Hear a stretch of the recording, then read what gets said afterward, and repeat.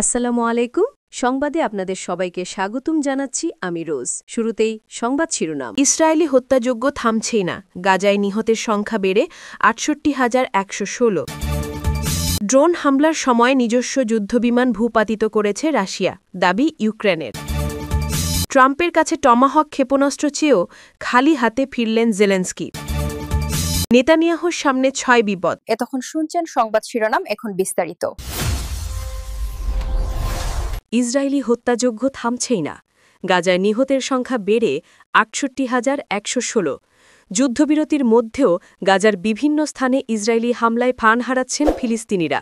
শনিবার ১৮ অক্টোবর গাজার স্বাস্থ্য মন্ত্রণালয় জানিয়েছে, ২০২৩ সালের অক্টোবরে গণহত্যার যুদ্ধ শুরু হওয়ার পর থেকে কমপক্ষে ৬৮,১১৬ জনকে হত্যা করেছে ইসরায়েলি বাহিনী। একই সময় ইসরায়েলি হামলায় কমপক্ষে ১,৭০,২০০ জন আহত হয়েছে। গত ৪৮ ঘণ্টায়ও গাজার হাসপাতালে ২৯ জনের মৃতদেহ আনা হয়েছে। আল জাজিরা জানিয়েছে, ২৩ জনের মৃতদেহ ধ্বংসস্তূপ থেকে উদ্ধার করা হয়েছে, ৪ জন সরাসরি হামলায় নিহত হয়েছেন এবং ২ জন আহত হওয়ার কারণে মারা গেছেন। ১১ অক্টোবর গাজায় যুদ্ধবিরতি শুরু হওয়ার পর থেকে কমপক্ষে ২৭ জন নিহত, ১৪৩ জন আহত ও ৪০৪ জনের মৃতদেহ উদ্ধার করা হয়েছে। ইসরায়েল ১৫ জন ফিলিস্তিনির মৃতদেহ ফেরত দিয়েছে, যাদের পরিচয় এখনও অজানা। এর ফলে প্রাপ্ত মৃতদেহের মোট সংখ্যা ১৩৫ জনে দাঁড়িয়েছে।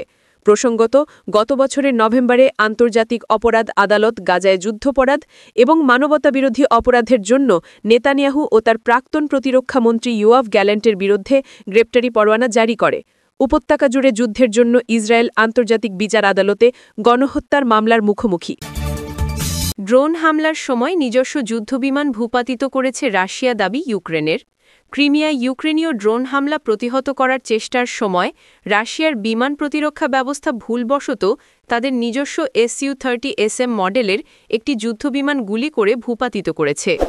শুক্রবার ১৭ অক্টোবর ইউক্রেনের নৌবাহিনীকে দাবি করেছে। সামরিক গোয়েন্দা তথ্যের বরাত দিয়ে ইউক্রেনীয় নৌবাহিনী জানায়, উত্তর পশ্চিম ক্রিমিয়ায় বিমানটি বিধ্বস্ত হওয়ার আগে উভয় ইঞ্জিনেই আগুন ধরে যায়, তবে ক্রুরা সেখান থেকে বেরিয়ে যেতে সক্ষম হয়। নৌবাহিনীর মুখপাত্র দিমিত্র প্লেটেনচুক ইউক্রেনীয় টেলিভিশনকে বলেন, তারা অর্থাৎ রাশিয়া এত সক্রিয়ভাবে ইউক্রেনীয় আক্রমণ প্রতিহত করছিল যে তারা নিজেদের বিমানকেই গুলি করে ভূপাতিত করেছে। মস্কো টাইমসের প্রতিবেদন অনুসারে রাশিয়ান কর্তৃপক্ষ ফ্রেন্ডলি ফায়ারের খবরের বিষয়ে কোনো মন্তব্য করেনি। অপরদিকে রাশিয়ার প্রতিরক্ষা মন্ত্রণালয় জানিয়েছে, গতরাতে তাদের বিমান প্রতিরক্ষা ব্যবস্থা রাতারাতি ৬১টি ইউক্রেনীয় ড্রোনকে বাধা দিয়েছে এবং ধ্বংস করেছে। এর মধ্যে ৩৮টি ক্রিমিয়া এবং কৃষ্ণসাগরের ওপর দিয়েছিল। ক্রিমিয়ার মস্কো নির্বাচিত গভর্নর সার্গেই আকসিয়নভ বলেছেন, ইউক্রেনীয় ড্রোন হামলায় উপদ্বীপ জুড়ে বেশ কয়েকটি বৈদ্যুতিক সাবস্টেশন ক্ষতিগ্রস্ত হয়েছে। এর ফলে সাময়িক বিদ্যুৎ বিভ্রাট ঘটেছে। তবে তিনি বিমান ভূপাতিত করার কথা উল্লেখ করেননি।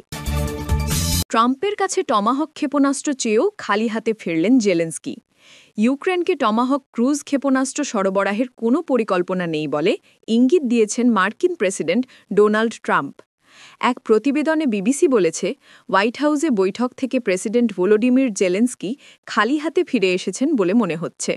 শুক্রবার ১৭ অক্টোবর বৈঠক শেষে জেলেনস্কি বলেছেন, তিনি এবং ট্রাম্প দূরপাল্লার ক্ষেপণাস্ত্র নিয়ে আলোচনা করেছেন, কিন্তু যুক্তরাষ্ট্র উত্তেজনা বৃদ্ধি চায় না বলে এই বিষয়ে তিনি আর কিছু বলবেন না। বৈঠকের পর ট্রাম্প আহ্বান জানিয়েছেন, কিয়েভ এবং মস্কো যেখানে আছে সেখানেই যেন থেমে যায় এবং তারা যেন যুদ্ধ শেষ করে। সম্প্রতি হোয়াইট হাউসের কর্মকর্তারা পশ্চিমাদের মাধ্যমে ইউক্রেনকে টমাহক ক্ষেপণাস্ত্র সরবরাহের ইঙ্গিত দিয়েছিলেন। জেলেনস্কি বিশ্বাস করেন, রাশিয়ান তেল ও জ্বালানি স্থাপনাগুলিতে হামলা চালানোর জন্য টমাহক ব্যবহার করলে পুতিনের যুদ্ধকালীন অর্থনীতি মারাত্মকভাবে দুর্বল হয়ে পড়বে। তবে ট্রাম্প বলেন, আশা করি তাদের এর প্রয়োজন হবে না। আশা করি আমরা টমাহকদের কথা না ভেবেই যুদ্ধ শেষ করতে পারব। আমি মনে করি আমরা এর সমাধানের মোটামুটি কাছাকাছি পৌঁছে গেছি। মার্কিন প্রেসিডেন্ট টমাহক অস্ত্রগুলোকে একটা বড় ব্যাপার হিসেবে বর্ণনা করেন এবং বলেন, যুক্তরাষ্ট্রের নিজস্ব প্রতিরক্ষার জন্য এগুলি প্রয়োজন। তিনি আরও বলেন, ইউক্রেনে টমাহক সরবরাহের অর্থ সংঘাত আরও তীব্র হতে পারে, তবে সেগুলি পাঠানোর বিষয়ে আলোচনা অব্যাহত থাকবে। নেতানিয়াহুর সামনে ৬ বিপদ। গাজায় ২ বছর ধরে চলা যুদ্ধের পর এখন সেখানে কার্যকর হয়েছে যুদ্ধবিরতি। মার্কিন প্রেসিডেন্ট ডোনাল্ড ট্রাম্পের শান্তি পরিকল্পনার অংশ হিসেবে এই যুদ্ধবিরতি বাস্তবায়িত হয়েছে। তবে বিশ্লেষকদের মতে ইসরায়েলি প্রধানমন্ত্রী বেনিয়ামিন নেতানিয়াহুর জন্য এই শান্তি এসেছে এমন এক সময় যখন তার রাজনৈতিক ভবিষ্যৎ ও ব্যক্তিগত স্বাধীনতা দুটোই বড় চ্যালেঞ্জের মুখে। সমালোচকেরা অভিযোগ, ক্ষমতা টিকিয়ে রাখা এবং দুর্নীতির মামলাগুলোর নজর সরাতে নেতানিয়াহু যুদ্ধকে ব্যবহার করেছেন রাজনৈতিক হাতিয়ার হিসেবে। এখন যুদ্ধবিরতি কার্যকর হলেও তার সামনে থাকা রাজনৈতিক ও আইনি ঝুঁকিগুলো অটুট রয়েছে। আন্তর্জাতিকভাবে ক্রমবর্ধমান বিচ্ছিন্নতা। বিশ্বজুড়ে গাজায় ৬৭,০০০-এরও বেশি ফিলিস্তিনির মৃত্যু ও ভয়াবহ মানবিক বিপর্যয়ের চিত্র ইসরায়েলকে আন্তর্জাতিক অঙ্গনে প্রায় একঘরে করে তুলেছে। অনেক পর্যবেক্ষকের মতে নেতানিয়াহু এখন ইসরায়েলের বিচ্ছিন্নতার প্রতীক। যুক্তরাষ্ট্রের চাপে বাধ্য হয়েই তিনি যুদ্ধবিরতিতে সম্মত হয়েছেন বলে মনে করেন দেশটির সাবেক রাষ্ট্রদূত অ্যালন পিঙ্কাস।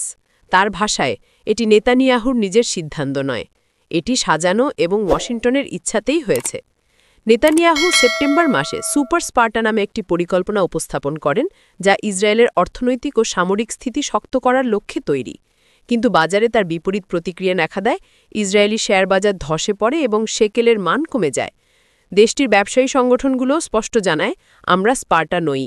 জোট রাজনীতিতে অনিশ্চয়তা।